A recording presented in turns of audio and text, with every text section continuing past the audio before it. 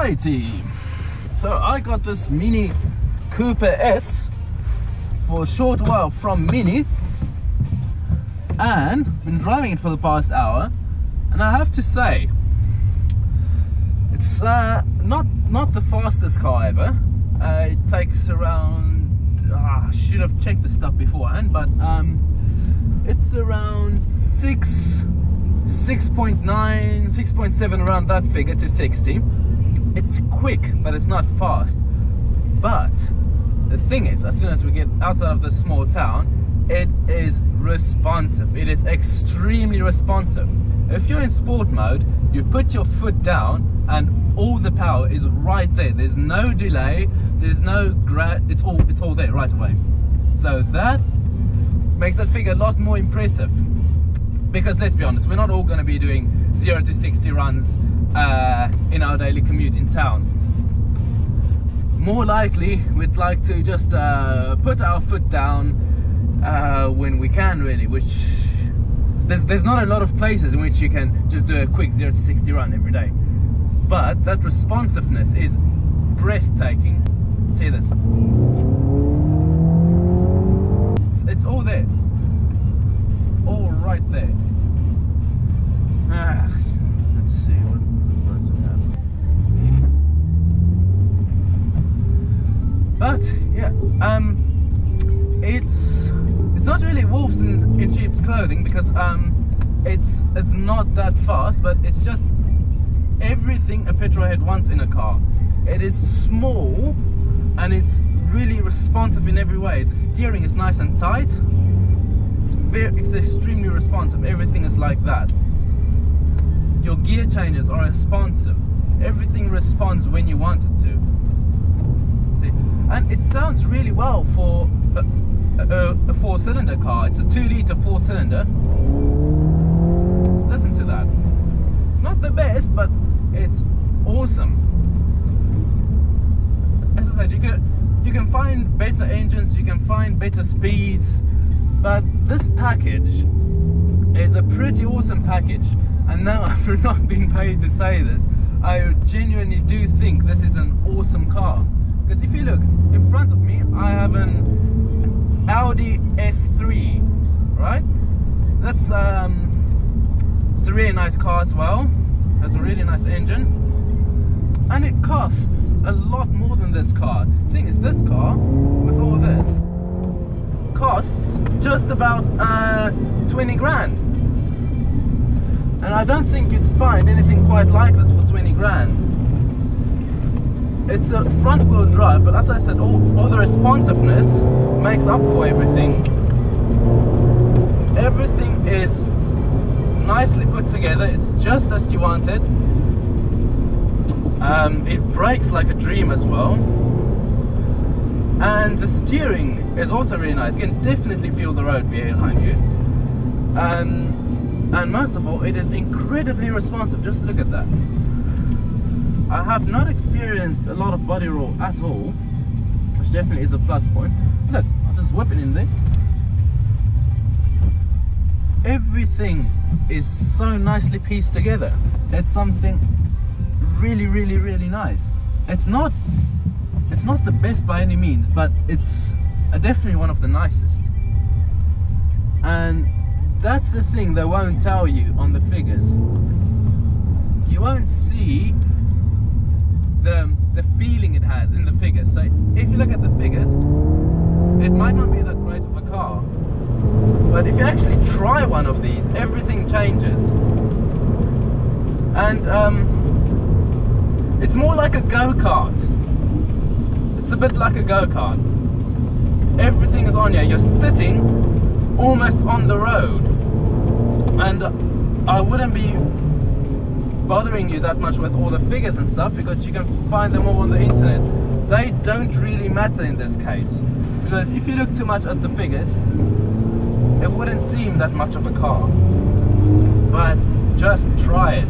You feel like you're really in control of everything. And then if you have had enough of all that stuff, put it into green mode, and it becomes a normal boring car. which is good sometimes, because sometimes that is what you want. And it does not downshift on its own. I mean, it doesn't double clutch for you on downshift anymore. Everything is like a normal car, and it feels like you're driving a normal car. So it's not obnoxious, it's not sporty anymore. And then as soon as you want it to be sporty, just put it back into sport mode and everything tightens up.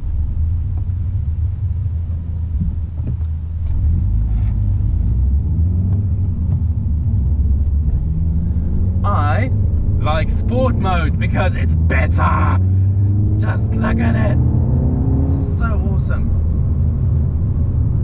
And the thing is, with a car like this, you don't have to break the speed limit to have fun, because it's seriously fun even at low speeds.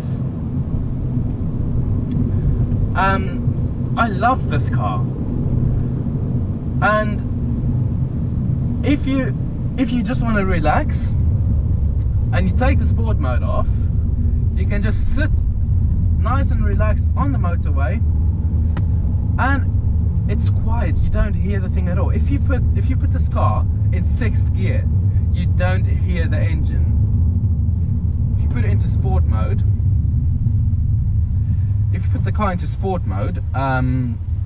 while on the motorway in 6th gear, even though you have next to no revs, the car pulls. This is what I'm saying about the power delivery, is it's awesome, because it pulls from any gear. So if you want to overtake a car in 6th gear, it'll let you do it, and it'll sound awesome too. It is awesome.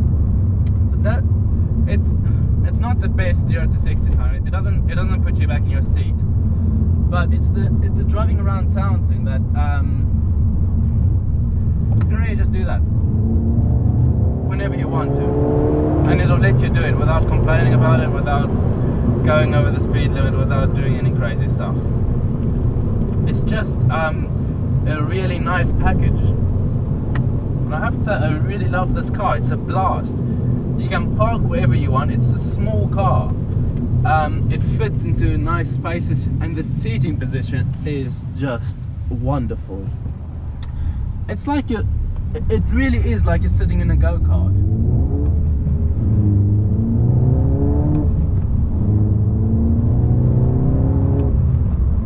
Gear changes are precise.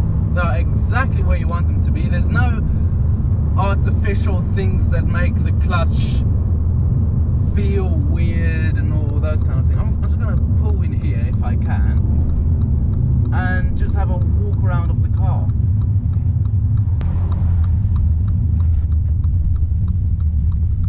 Here we go. Now it's time for a tour of the car.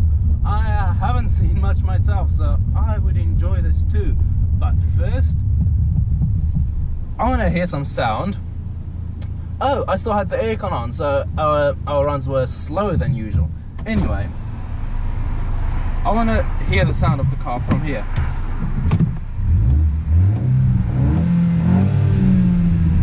Ah, it's burping. I love that burp. Okay, well.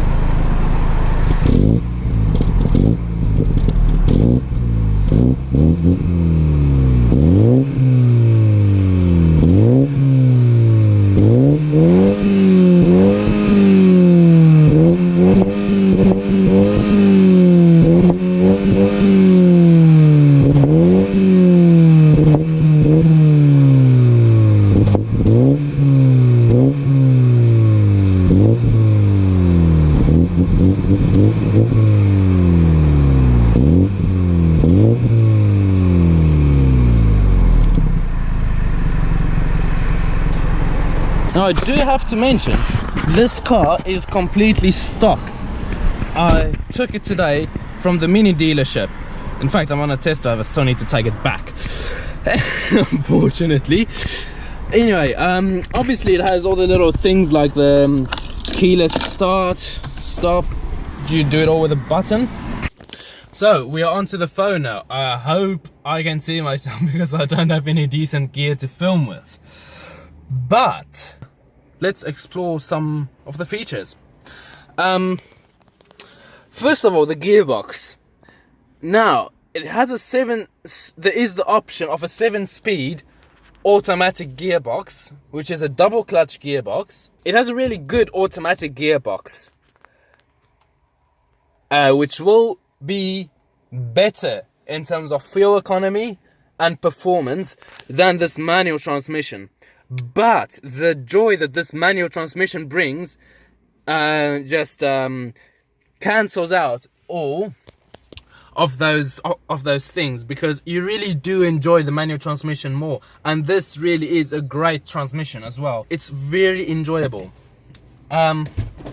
Let's have a quick tour of the inside and the outside of the car. It has these really nice UK flag headlamps, and I do think it looks great in this blue color. The stripes do suit it as well. I haven't had a chance to try these LED headlamps, but I assume they work pretty well. It has a borderless door as well. Let's check the boot space. Oh, somebody else left their stuff in here. Anyway, the boot is small, okay? There is a 5-door version of this car, if you need more boot space. The legroom is not good. Headroom is alright, but yes, the legroom isn't that good, so don't buy it if you need to take 5 people. Well, you can't take 5, but 4 people around all the time. It's alright. It's not bad, but it is. It's not that bad, you can bear it, but it shouldn't be a habit. If you need more space, get the 5-door version, because this does not have that much space. These seats can be used occasionally. The front seats, on the other hand, are really comfortable. The steering wheel is really comfortable. It's nice and thick, and it's really nice to hold. And the interior is a generally very nice place to be in. It has all these lights and stuff, ambient lighting. These lights change color. The speakers are decent. Oh, and the reverse gear does not have this thing that you lift, so you just need to push it to the side. Luckily, contrary to what I thought, it's not easy to put it into reverse accidentally. If you push it normally, it will go into first. So here, you push it and you get a wall, you need to push harder and you go into reverse. So it's not difficult, luckily.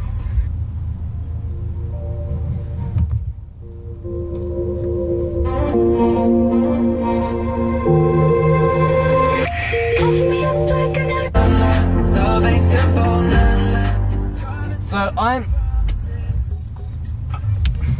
I'm quite fussy when it comes to sound, so let me just go back to this nice spot where I had a place where I could review these things, and let's check out the sound.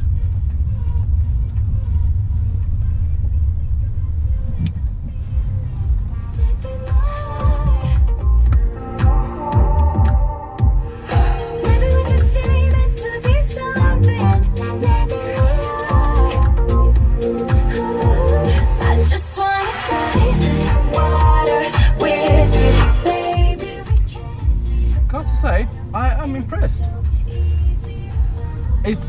You can really hear all the elements of the music. The bass is pronounced really well, and the treble really comes through a lot more than other speakers I've heard. So that is really good. I'm impressed. You have this here. Don't know how that works exactly. Let's see. Oh, you got all these things.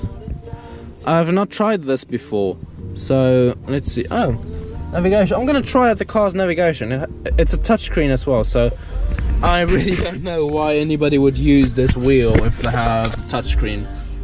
It's just a lot easier to use. It's quite a good touchscreen. It's quite responsive. Pairing my phone with a Bluetooth system was quite easy, so I was Not impressed with that as well.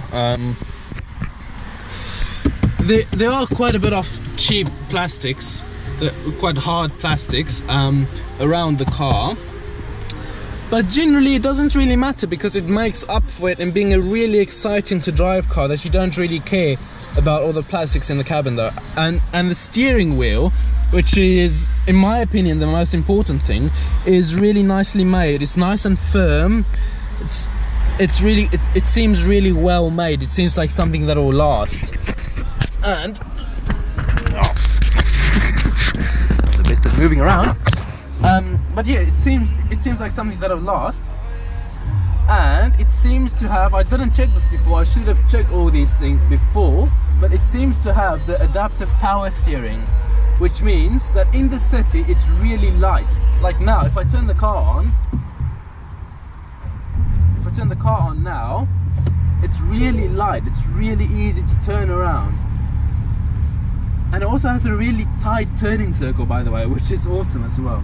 You can really turn this thing around everywhere really easily. It's really maneuverable. It's much more maneuverable than a lot of other small cars I've driven. It's a really nice car to drive in the city, on the motorway, and especially on the B road. And I'm sure it'll be really nice on the track as well. You know, I'm getting off topic. On the motorway, the steering is really firm, and it helps you to not mess around too much, and it's much more stable. It's generally a really stable car. Everything is so nicely put together. And I really love that. I'm really enjoying this car. One thing that annoys me are the blinkers. The blinker thingy doesn't stay, and it gets annoying. In the beginning, you want to turn left, you turn left, and it stays there. And then you turn the other way, and it stays there, and you turn the other way, and you end up going like back and forth with your blinkers.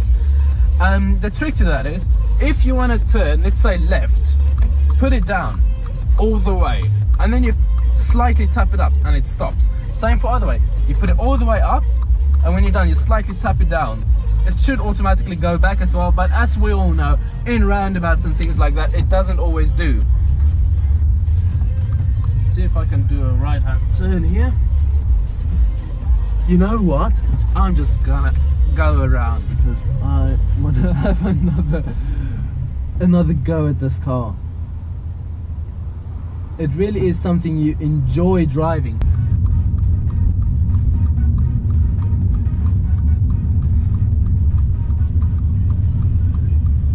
Changes are nice, precise, bit rough, just as I like them. See the blinker thing again. There we go.